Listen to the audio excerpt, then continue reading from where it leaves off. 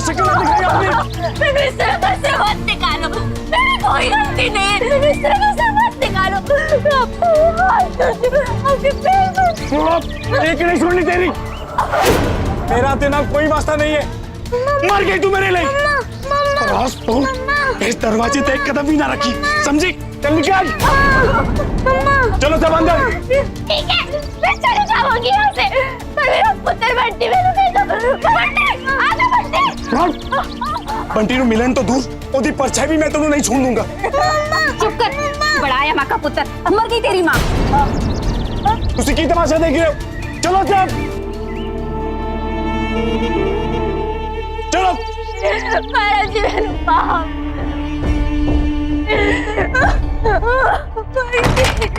महाराज जी।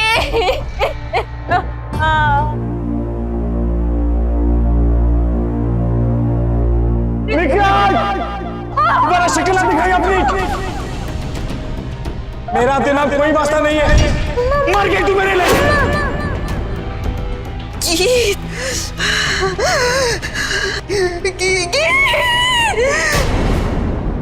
पंजाब में एक छोटे से गांव में रहने वाला परिवार सारे समाज के सामने अपनी बहू को घर से बाहर निकाल देता है।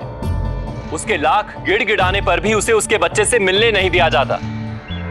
एक खुशहाल परिवार में आखिर ऐसा क्या हो गया था जिसने एक मां को आत्महत्या के कगार पर पहुंचा दिया? नमस्कार, सावधान पंजाब फाइट बैक नाउ में मैं सौरभ राज जैन आपका स्वागत करता हूं। जब इंसान चारों ओर दुख और तकलीफ से घिरा होता है, बार बार अपमानित होता है, तो उसका आत्मविश्वास टूटने लगता है। निराशा से भरा इंसान अपने आप को नुकसान पहुंचाने लगता है। यह बिल्कुल भी ठीक नहीं है, लेकिन कई बार हालात उसे ऐसा करने पर मजबूर कर देते हैं। अगर आपका कोई दोस्त या रिश्तेदार ऐसे दौर से गुजर रहा हो, तो पूरी हिम्मत बटोर कर हौसले के साथ इसका सामना कीजिए, क्योंकि जीवन अनमोल है और आत्महत्या किसी भी समस्या का समाधान नहीं। आखिर प्रीतो के घर वाले प्रीतो से इतना नाराज क्यों थे? क्या किया था प्रीतो ने? और ये गीत कौन थी जिसका नाम प्रीतो बार बार ले रही थी? जब इस पूरे मामले का राज खुला तो सामने आया कि ये कोई घरेलू झगड़े का मामला नहीं था। तो क्या था ये मामला? आइए जानने के लिए देखते हैं पंजाब की ये दिल दहला देने वाली घटना।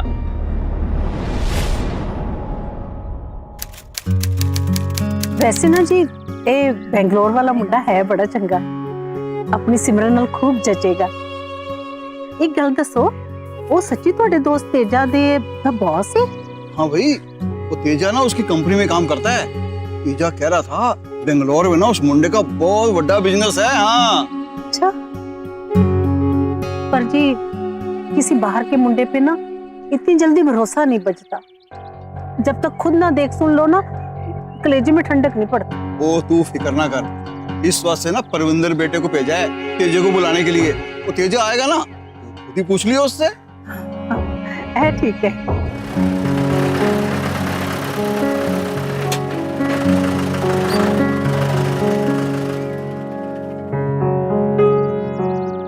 सत श्री अकाल जी। सत श्री अकाल जी। सब ठीक ठाक है ना? एकदम चंगा है जी, वाहेगुरु दी मेहर है जी, वाहेगुरु की मेहर रहनी चाहिए, सब ठीक हो जाएगा। हाँ जी, हाँ जी। शस्त्री का। अब पापा जी आपकी नमकीन वाली लस्सी। नहीं, दवा और बदपरहेजी साथ साथ नहीं चलेगी, लीजिए ये वाली। हाँ बेटा। राजी, आपके जैसी बहू ना रब सबको दे। मम्मी कितना ख्याल रखती है आप सबका। तुसी बिल्कुल ठीक कहते हो जी। बस ना हमें चंगा सा दामाद मिल जाए ना सिमरन के वास्ते, सब ठीक हो जाएगा। तो तेजा जी, वो लड़का है ना बेंगलोर वाला, हाँ जी। अरे उस बात को लेकर ना तुम्हारी भरजाई थोड़ी सी चिंता में है। ओ भाभी जी, आप ना बिल्कुल फिक्र ना करो, वो बंदे में कोई खोट नहीं है। बेंगलोर में उसकी एक बहुत बड़ी कंपनी है और उसमें मेरे जैसे 150-200 बंदे काम कर दें, लेकिन हाँ, इतना अमीर होने के बाद भी उस बंदे में ना बिल्कुल अपने पिंड के संस्कार हैं, कोई बुरी लत नहीं है जी। और इस बार पिंड आया भी इसीलिए कि किसी अच्छी कुड़ी नाल ब्याह करके ना यहाँ सेटल हो जाए। अरे वाह अंकल जी, ये तो बहुत ही बढ़िया खबर है। तो कब आएंगी वो हमारी सिमरन से मिलने? हाँ जी, आज 2 बजे आपके घर ले आता हूँ मैं उनको, आप सब लोग देख लेना। सिमरन भी मिल लेगी। इतने बड़े पिंपल को लेके मैं नहीं किसी से मिलने जाऊंगी। सुबह जब तेरे कमरे से चीखने की आवाज आई थी तब मैं समझ गई कि प्यारी सी नन्नू को छोटा सा पिंपल बहुत तंग कर रहा है। सुन, आइस ट्रे में पानी डाल दिया, फ्रिज में जाके आइस निकाल ले और अपने पिंपल पे लगा लियो। और हाँ, फिर कोई टूथपेस्ट लगा लेना, देखना पिंपल दब जाएगा। सच्ची? हाँ हाँ, और मेकअप की बात तो पता ही नहीं लगेगा। ये छोटा सा पिंपल हमारी प्यारी सी नन्नू को थोड़ी परेशान करेगा। छुट्टी तैयार हो। भाभी अब कितनी छोटी हो, तुम्हारे बिना मेरा एक काम भी नहीं होता। अब तुम दोनों सारा दिन कसरत ही करते रहोगे क्या? चलो छुट्टी करो। सुना नहीं, हमारी सिमरन को लड़का देखने आने वाला है। चलो, मैंने तुम दोनों के वास्ते दूध, केले, अंडे और बादाम का हलवा बना के रखा है। बादाम का हलवा? हाँ हाँ, बादाम का हलवा। सारा दिन वर्जिश करते रहते हो, ठीक से खाओगे पियोगे नहीं तो कैसे बनोगे मिस्टर पंजाब? ऊपर जाए जी, तुसी साडा इन्ना ख्याल रख दो कि इस बार तो मिस्टर पंजाब मैं ही बनागा। अगर तुम मिस्टर पंजाब बनोगे मैं खली बली का ग्रेट बनूंगा। खली बली। चलो छुट्टी तैयार होता है। चलो चलो, इन्हें भी तैयार कर जा। हाँ हाँ। सिमरन बेटी क्या करके अपने घर चली गई ना, तो सानू ना बेटी की कमी महसूस नहीं होगी। अपनी बहू बेटी आई है ना, घर में सब का पूरा ख्याल रखती है।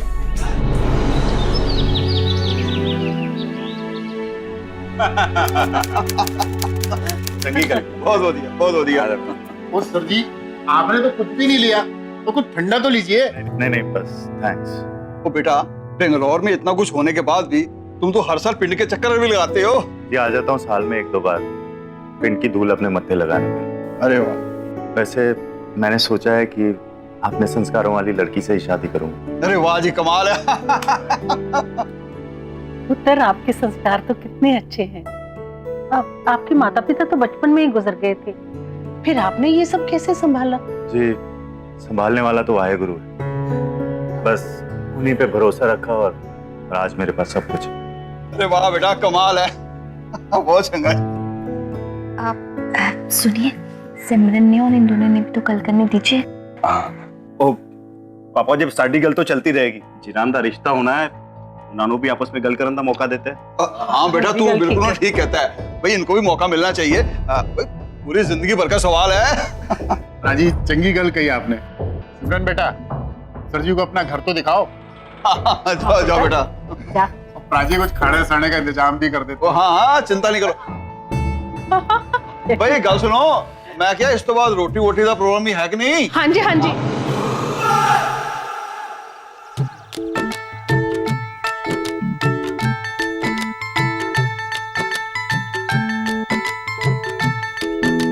ओ पापे, आधे घंटे से होकर देखी जा रहे हो, टाइम क्यों वेस्ट कर रहे हो?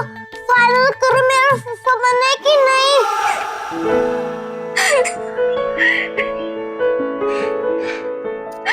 आप जैसे प्यारे सरदार जी का फूफा कौन नहीं बनना चाहेगा? भाई मेरी तरफ से तो हाँ। ओ बल्ले बल्ले, ओ बल्ले बल्ले, ओ बल्ले बल्ले, ओ बल्ले बल्ले। तो ए पक्का रहा, अगले वीरवार ਨੂੰ मंगनी और महीने के आखिरी हफ्ते ਵਿੱਚ ब्याह। क्यों बेटा, सब ठीक है ना?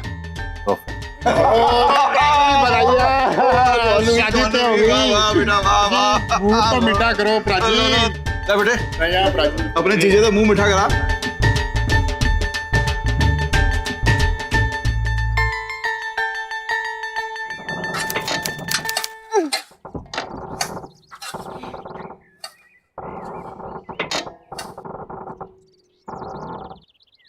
उधर वाला, उधर वाला। कित्थों से आया है? अरे भाभी, हरजी ने भेजा होगा बुके मेरे लिए। कितना सोना है, क्या खुशबू है। होए होए, बड़ा रोमांटिक है मुंडा। अभी से गुलाब दिए जा रहा है हमारी गुलाबों को। भाभी लेटर भी भेजा है। ये दिखाना।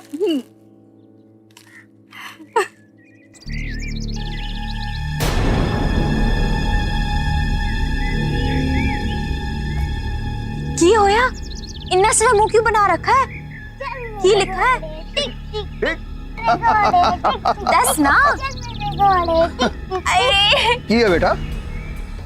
तुझे पढ़ लो। बेटा आजा थले बेटा।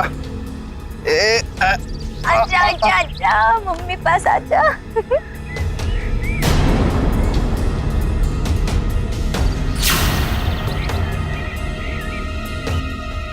बहू बेटा। मेरी जान नवप्रीत कौर, बहुत दिनों से खोज रहा था तुमको, अब जाके मिली। अब और दूरी बर्दाश्त नहीं होती, आ रहा हूं कल लेने।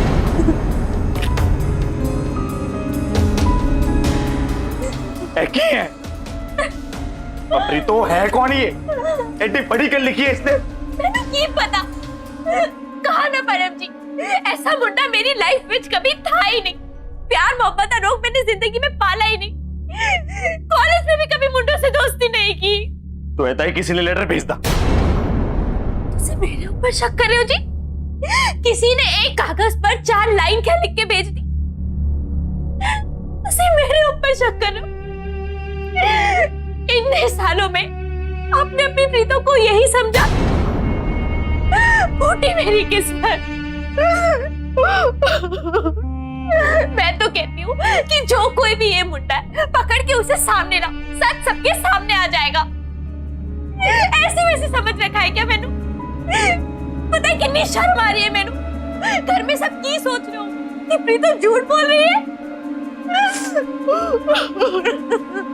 देख प्रीतो, प्रीतो रो। देख मैं तोड़े दे शक नहीं कर रही, मान लिया कि तेनू कुछ नहीं पता, पर है कौन ये कमीना जो ऐसी धमकी दे रहा है? इसका पता तो लगाना पड़ेगा।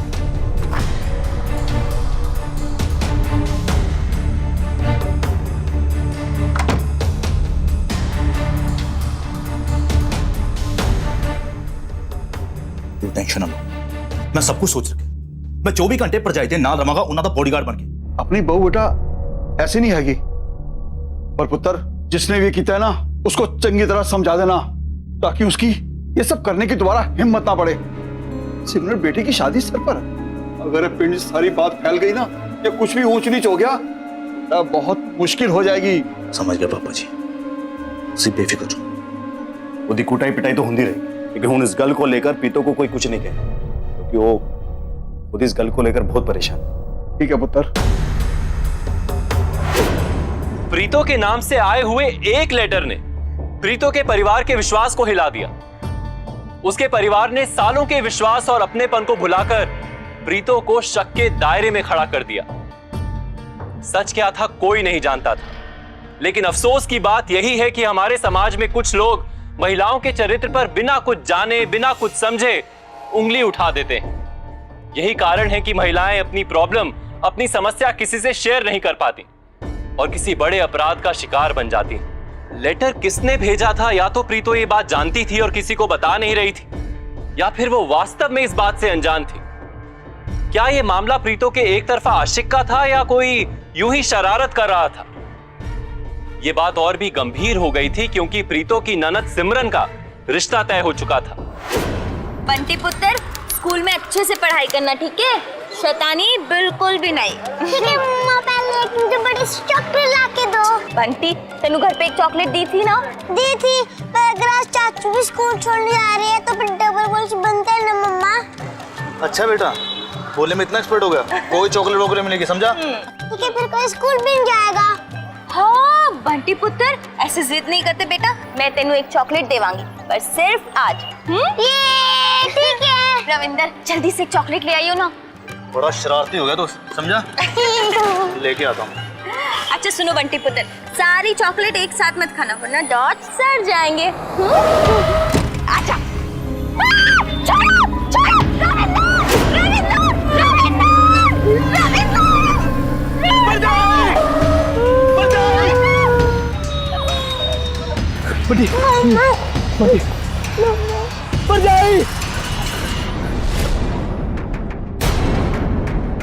प्रीतो को एक दिन पहले जो धमकी मिली थी वो धमकी खोखली नहीं थी।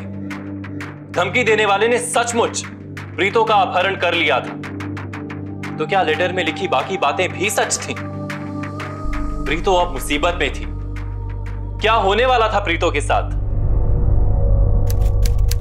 दिन दहाड़े हमारी बहू बेटा को गुड्डे चुक के ले गए, वो आपकी पुलिस का करती रह गई। अंकल जी, वारदात के बाद पुलिस को दोष देते हो? जब पहले से धमकियां मिल रही थी तब आपको यहाँ आना चाहिए था। ऐसा लेटर के बाद एफआईआर होती है, और अगर एफआईआर हुई होती तो ऐसी नौबत नहीं आती। पहले कंप्लेन होती है, उसके बाद कार्रवाई शुरू होती है। गलती हो गई जी, और अब जल्दी कुछ कीजिए। पता नहीं कौन कितने ले गया होगा मेरे प्रीतो। ऐसा लेटर तो किसी सरफिरे मजनू का ही हो सकता है। कोई था ऐसा? वो ना जी ना, प्रीतो से पूछा था मैंने, उसने क्या सी कि ऐसा कोई लड़का उसकी जिंदगी में था ही नहीं। हाँ इंस्पेक्टर साहब जी, मैं प्रीतो का भाई, मैं उसके साथ कॉलेज में ही पढ़ता था। ऐसा कोई लड़का उसकी जिंदगी में नहीं है। हो सकता है कॉलेज में ना हो, पिंड में हो। आप लोगों को किसी पे शक है? जब पता ही नहीं तो किस पे शक करें? तो पता करने की कोशिश कीजिए, और हम भी अपनी तरफ से काम शुरू करते हैं। सभी पुलिस चौकी वालों को इन्फॉर्म करो, और सभी खबरियों को भी। अगर उन्होंने कुछ देखा हो तो हमें इन्फॉर्म करें। जी सर।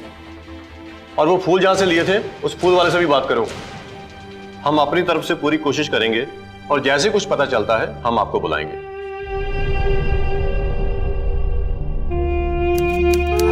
थोड़ा सा खा ले। नहीं खाना, मुझे मेरी मम्मा चाहिए।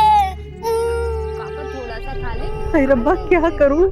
थोड़ा सा खा ले ना। अभी हफ्ते भर है सिमरन की मंगनी है, और मेरी बहू के साथ ऐसा हो गया। पापा थोड़ा सा खा ले। नहीं खाऊंगा, नहीं वाहे गुरु, मेरी बहू को सही सलामत भेज दे। हौसला रखो बहन, तुम खुद रोगी तो इस बच्चे को कौन सब्र देगा। मत रो, रब सब ठीक कर देगा। थोड़ा सा नहीं खाना, मुझे मेरी मम्मी ला के दो।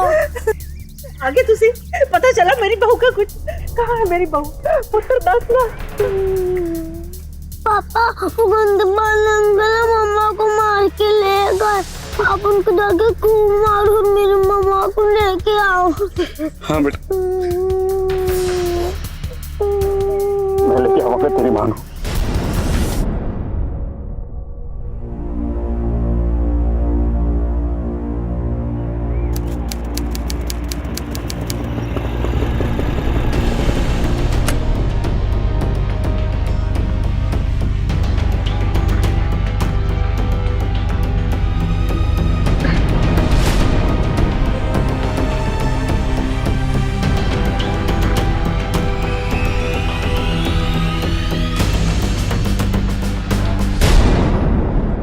डिटेल में बताइए, किडनैप होने से घर आने तक आपके साथ जो कुछ भी हुआ सब बताइए। जी, मैं अपने पुत्र बंटी को स्कूल छोड़ने गई थी, तब एक गड्डी अचानक से पीछे आके रुकी। एक आदमी ने मुझे धक्का दिया और मैं गड्डी के अंदर चली गई, और फिर कुछ कदम बाद आगे जाके रुक गए और मेरे पुत्र बंटी को गड्डी से धक्का मार के बाहर फेंक दिया। फिर एक आदमी ने इंजेक्शन निकाला और मेरी गर्दन पे लगा दिया। मैं बेहोश हो गई। जब मैं होश में आई तो मैंने देखा कि मैं गड्डी के पिछली सीट पे हूँ। गड्डी में कोई भी नहीं था। मैंने हिम्मत की, मैं गड्डी के बाहर निकली और फिर मैं अपने घर चली आई। फिर तो आपने किसी का चेहरा पहचाना? कितने लोग थे, कुछ आइडिया? 3 लोग थे। उन्होंने चेहरे पे कपड़े बांध रखे थे, पर मैं किसी को पहचान नहीं पाई। इंस्पेक्टर साहब, और कितना परेशान करोगे मेरी बहू बेटा को? सब कुछ तो आपको बता दिया है।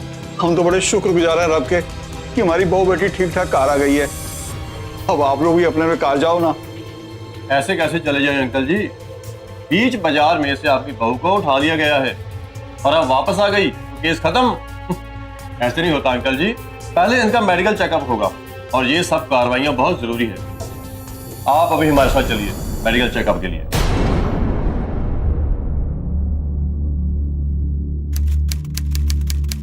अभी कुछ तो हुआ है। मेरी गल सुनो, मैं तुम्हारी फ्रेंड जैसी हूँ, तुम मुझसे शेयर कर सकते हो। कोई गल नहीं, कुछ शेयर करने को होगा तब शेयर करूंगी ना।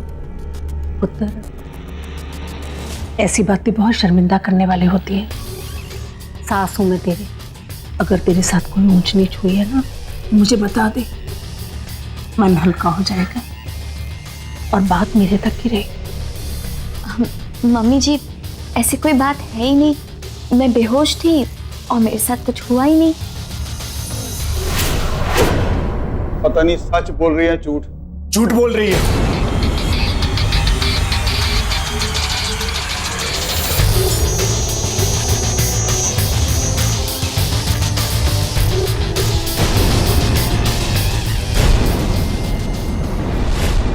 प्रीतो सही सलामत घर वापस लौट आई, लेकिन उसके परिवार वाले खुश होने के बजाय उसके चरित्र पर शक कर रहे थे। प्रीतो की चिंता किसी को नहीं थी। किसी हादसे से बचकर कोई अपने परिवार में वापस लौटता है तो उसे अपने परिवार से प्यार की, अपनेपन की आशा होती है। लेकिन उस पर ऐसे सवालों के तीर छोड़े जाएं तो उसके दिल पर क्या बीतती होगी। औरतों के प्रति ऐसी संकीर्ण मानसिकता क्यों है समाज की? क्यों मौके बेमौके उन्हें बार बार जहर भरे सवालों के कटघरे में खड़ा कर दिया जाता है? एक दूसरे पर विश्वास ही पति पत्नी के रिश्ते का आधार होता है। लेकिन इस घटना के कारण परमिंदर का प्रीतो के प्रति विश्वास उठ चुका था।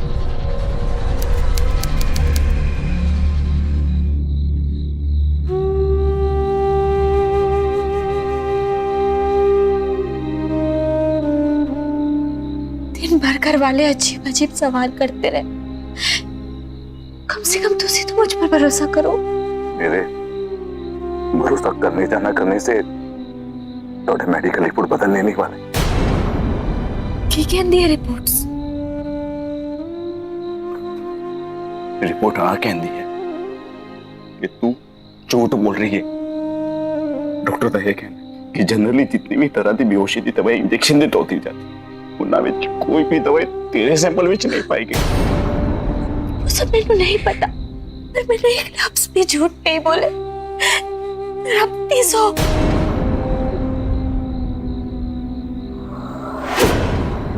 रात बहुत हो गई है, तू भी जाके सो जा।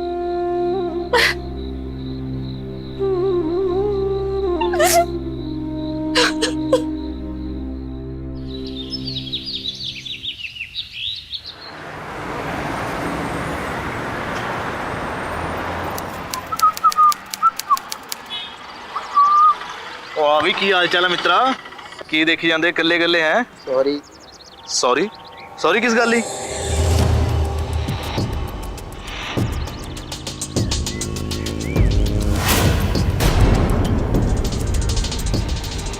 ओ सत श्री अकाल जीतिया। ओ सत श्री अकाल भरा जी।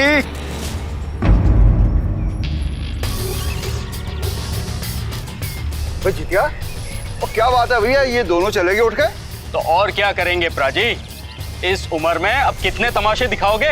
पीन की बहू बेटियां क्या ये सब करेंगी? क्या मतलब?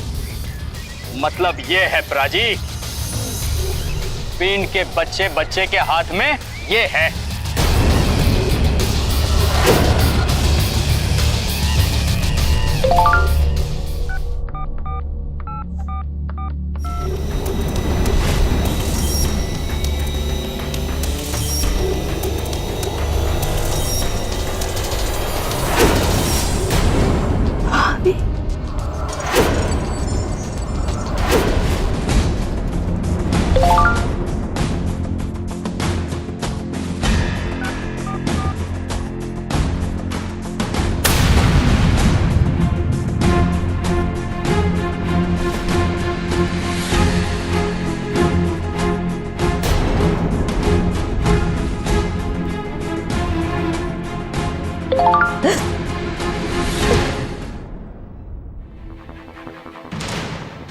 तो अब थोड़े पास भी मरने के सिवा कोई रास्ता नहीं है।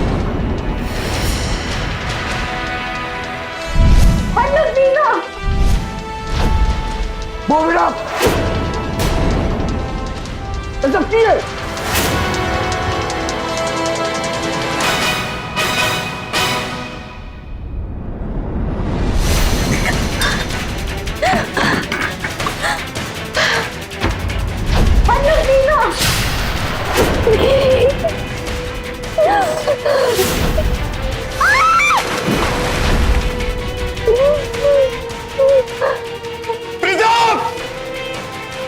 प्रीतम!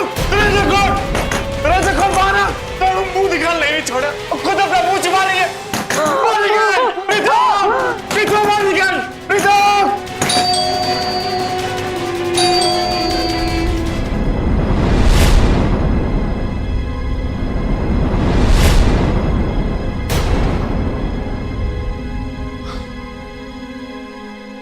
देखिए, जो कुछ भी हुआ मुझे पता चला। मुझे दुख है एंड आई एम सॉरी, लेकिन मैं ऐसे खानदान में शादी नहीं कर सकता।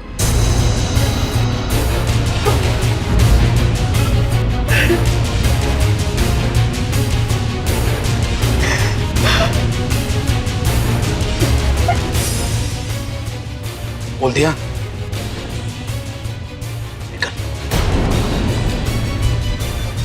वो ये सब शादी से पहले ही पता चल गया, वरना ऐसे घटिया खानदान में फंस जाता।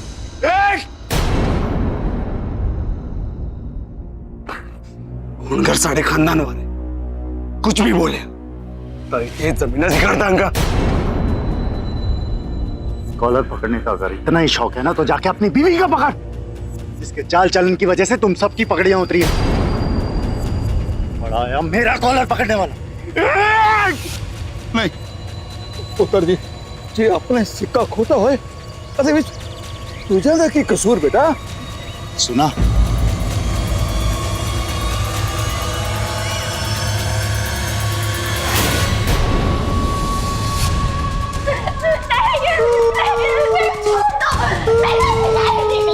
कुछ नहीं छोड़ना। निकल बाहर। परम जी मैंने नहीं पता थी वीडियो किसने बनाई, कंपनी कैसे बनी। मैं कुछ नहीं करी ऐसी परम जी, अपनी सौ किसी ने तेरी कोई सफाई नहीं छोड़ी। तुम चुप रहो। मम्मी जी मेरे बचा लो। मम्मी जी मेरी कोई गलती नहीं। मम्मी जी मेरा पुत्र नहीं। पापा जी मैं तुम्हारे आगे हाथ जोड़ती हूँ। पापा जी तेरी कोई गलती नहीं। पापा जी तेरी कोई गलती नहीं। मैं दोनों की समझी भाभी और तुसी की निकली। इतनी भोली बनती थी, प्यार टूट के थोड़ी बेशर्मी की वजह से। हर जैसा लड़का कितना मिलेगा? दोनों तो सजा मिलनी चाहिए। चुपचाप बंद कर। निकाल, दोबारा शक्ल ना दिखाई अपनी। मैंने इस तरह का से मत निकालो, मेरे माफ कर दो। मैंने इस तरह का से मत निकालो। आपके पैर में एक नहीं सुननी तेरी। मेरा तेरा कोई वास्ता नहीं है। मर गई तू मेरे लिए। बस तू इस दरवाजे पे एक कदम भी ना रखी, समझी? चल निकाल। चलो सब अंदर। ठीक है, मैं चली जाऊंगी यहाँ से, पर मेरा पुत्र बंटी मैंने देखा। बंटी, आगे बंटी। बंटी नु मिलन तो दूर, तेरी परछाई भी मैं तेनू नहीं छून दूंगा। बड़ाया माँ का पुत्र, मर गई तेरी माँ। उसी की तमाशा देख रहे हो? चलो सब चलो। महाराज जी मैंने माफ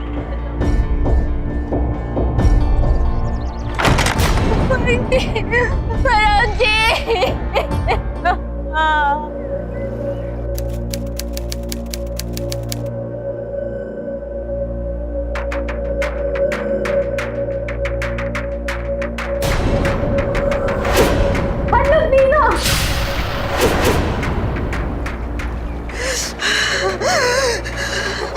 गीत आज मैनू समझ में आ रहा सी कि तेनू कितनी बड़ी कीमत चुकानी पड़ी सी।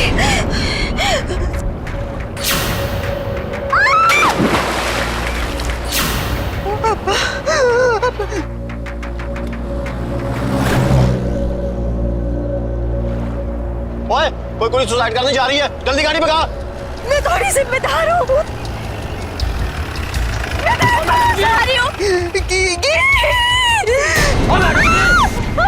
सुसाइड करने जा रही थी? जान इतनी सस्ती बड़ी है, क्यों सुसाइड कर रही थी? मैंने गीत को मारा है। मेरा गीत के पास जाना है। मैं उसकी गुनहगार हूँ, छोड़ो मुझे। पागल हो गई है ये लड़की, इसे गाड़ी में डालो, थाने ले चलो। चलो इसे थाने। गीत मैंने माफ कर देगी। उसने प्रीतो को आत्महत्या करने से बचा लिया। लेकिन प्रीतो किस गीत को याद कर रही थी, और गीत को याद करते हुए वो अपने आप को अपराधी क्यों मान रही थी? आखिर प्रीतो ने किया क्या था, और कौन था वो शख्स जो प्रीतो को मैसेज भेज रहा था और उसे आत्महत्या करने के लिए उकसा रहा था? हाल ही में लॉ अमेंडमेंट में सुसाइड करने के लिए लगने वाली आईपीसी धारा 309 को डिसॉल्व कर दिया गया है, यानी हटा दिया गया है।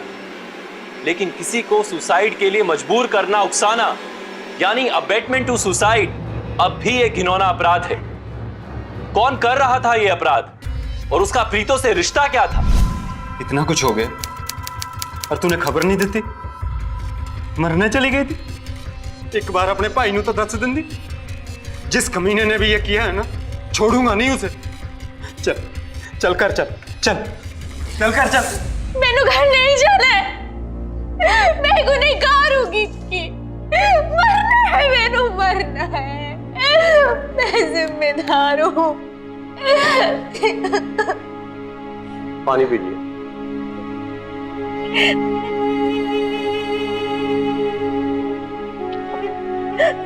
ये गीत कौन थी? आपने क्यों और कब मारा उसे?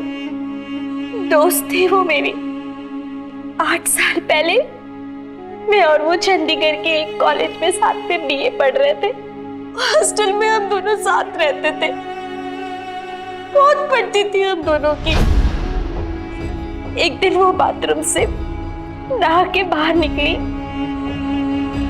तो मैंने उसका वीडियो बनाना शुरू किया। मैंने बस उसे चिढ़ाने के लिए बनाया था।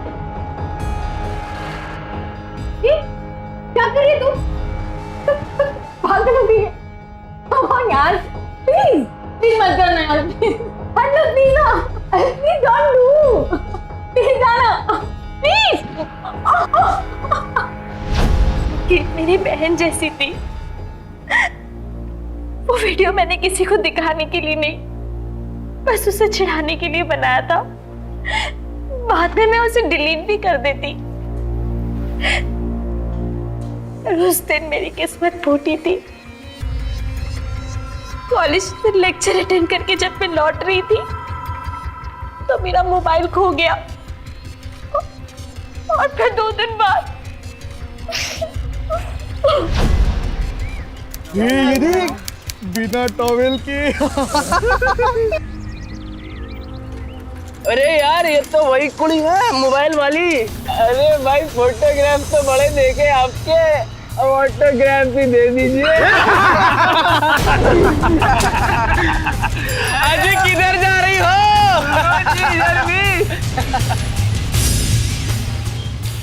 गीत?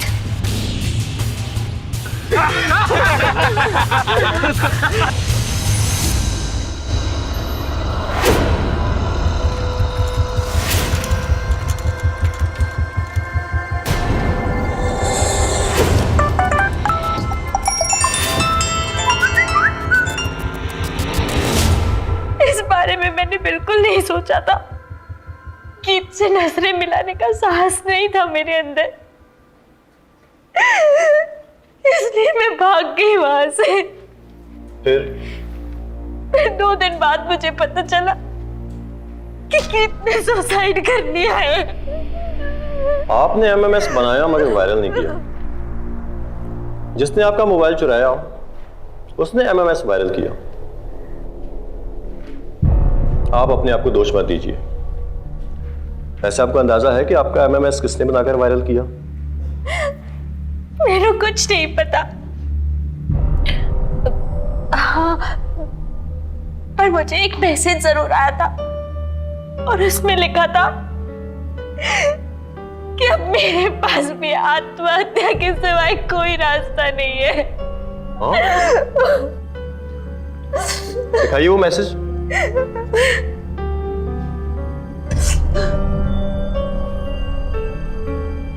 बट्टी इसे चेक करो, शायद ये नंबर डेड हो गया होगा। फिर भी इसे सर्वलाइंस पे डाल के चेक करो, शायद कुछ पता लग सके। Right sir. आपको मैसेज भेजने वाला जो भी है वो आपके साथ साथ गीत के साथ हुए हादसे को भी जानता होगा।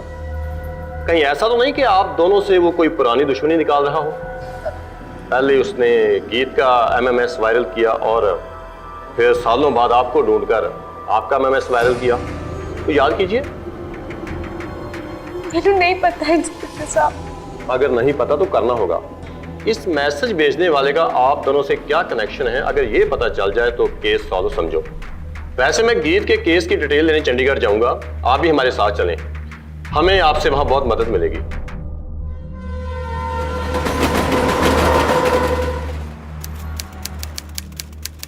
इंस्पेक्टर साहब, हमें एक 8 साल पुराने केस की डिटेल चाहिए। कौन से केस की? जी गीत कौर। चंडीगढ़ के एक गर्ल्स कॉलेज के हॉस्टल की एक लड़की गीत कौर का MMS वायरल हुआ। अच्छा, वो MMS कांड जिसमें लड़की ने सुसाइड कर लिया था। हाँ, वही केस। हाँ, उस केस की तफ्तीश बड़े जोर शोर से हुई थी और जिसने वीडियो सर्कुलेट किया था उसे भी पकड़ लिया गया था और अभी वो जेल में सजा काट रहा है। 10 साल की सजा हुई थी उसे। कौन सी जेल में है वो? हम एक केस के सिलसिले में उससे बातचीत करना चाहते हैं। वो यही की डिस्ट्रिक्ट जेल में बंद है। भूमि ने गीत कौर का MMS वायरल किया, क्यों किया ऐसा? क्या दुश्मनी थी उसके साथ? कौन सी दुश्मनी साहब, मैं तो उनको जानता भी नहीं। दुश्मनी नहीं थी तो फिर वीडियो फैलाया क्यों? पाजी, मुझे रास्ते में एक फोन मिला, उस फोन के अंदर एक MMS था। मुझे अच्छा लगा तो मैंने अपने दोस्तों को सेंड किया जनाब। इसी बात की सजा काट रहा हूँ।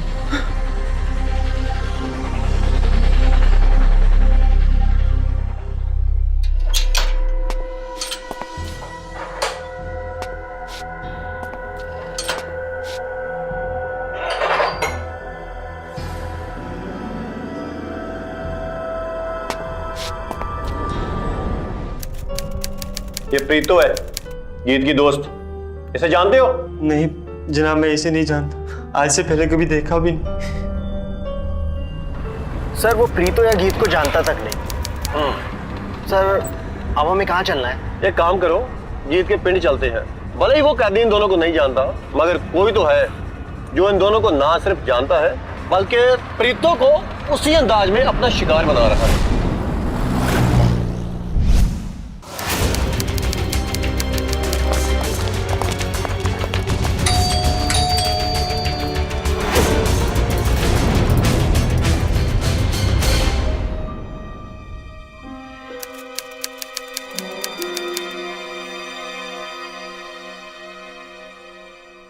पाजी, यहाँ कब से हम सबको ऐसे क्यों बिठा के रखा थाने में? क्या पता, देखते हैं। इंस्पेक्टर साहब, वो क्या बात है? अंकल जी, आपकी बहू प्रीतो जी के साथ जो कुछ भी हुआ उसमें उसका कोई दोष नहीं है। असल में उसे फंसाने की कोशिश की जा रही है। कौन है वो कमीना? हवलदार, लेके आओ इसे। लेके आओ।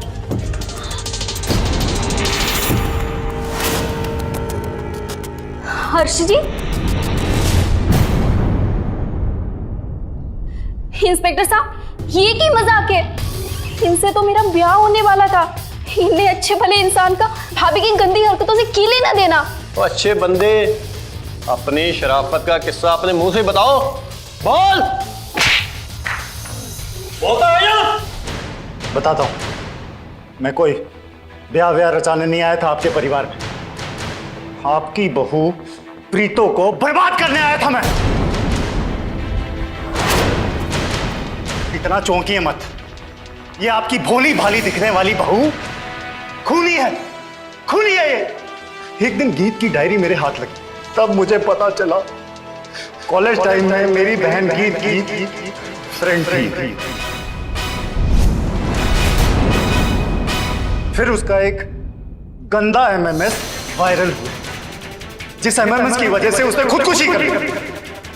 फिर मैंने प्रीतो के बारे में जानकारी निकाली, ये कहां जाती है, किससे मिलती है, क्या करती है, और मैंने कसम खाई जैसे मेरी बहन बेइज्जत होके मर गई, मैं इसे भी उसी हाल में पहुंचाऊंगा। इसका भी वही हाल करूंगा कि ये खुद अपनी जान ले। इसलिए उस दिन वो गुलदस्ता एक चिट्ठी के साथ मैंने प्रीतो के नाम पे भिजवाया, ताकि आप सबका शक आपकी बहू पर पड़े। मैंने इसे किडनैप किया। अब ये बेहोशी की दवाई 15-20 घंटे तक इसकी ब्लड में डिटकनी होगी। मैंने ही आपकी लाडली बहू को बिना नुकसान पहुंचाए छोड़ दिया। किडनैपिंग के 20-22 घंटे बाद जब ये घर सही सलामत पहुंची तो आप सबका शक और गहरा हो गया। और फिर मैंने ही वो एमएमएस वायरल किया जिसे मैंने इसकी बेहोशी के टाइम बनाया था। ध्यान रहे, कुछ करना नहीं, सिर्फ एक्टिंग करनी है तो, समझे? चल। जैसा जैसा मैं चाहता था सब वैसा ही हो रहा था। ये खुदकुशी करने जा रही थी, मेरा बरसों का बदला पूरा हो रहा था, लेकिन इस इंस्पेक्टर ने इसे बचा लिया। तुम्हारे उस मैसेज की वजह से, जिसमें तुम्हें प्रीतो जी को कहा था कि अब तुम्हारे पास भी आत्महत्या करने के सिवाय कोई दूसरा रास्ता नहीं, और जब हम गिर जी को ढूंढते ढूंढते तुम्हारे घर पहुंचे तो तुम एकदम घबराए हुए थे, और प्रीतो जी का वीडियो का एक्चुअल फुटेज भी इसी के घर से मिला।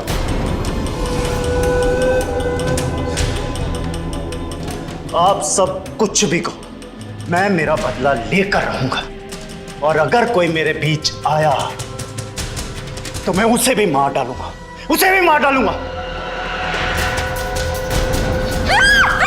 सदमे से मेरे माँ बाप चल बसे, तूने उनका भी खून किया है, मैं तुझे नहीं छोड़ूंगा।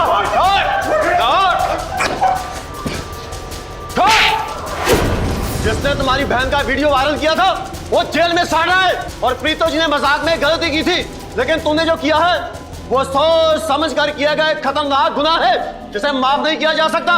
हवलदारों, ले जाओ इसे।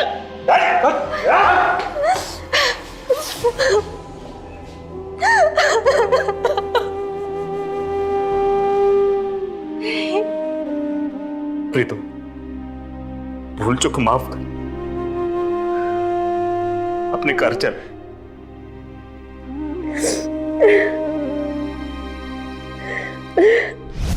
बदले की आग में जलकर हर्ष ने प्रीतो की जिंदगी तबाह करने में कोई कसर नहीं छोड़ी, लेकिन पंजाब पुलिस ने वक्त रहते हर्ष का असली चेहरा सबके सामने ला दिया।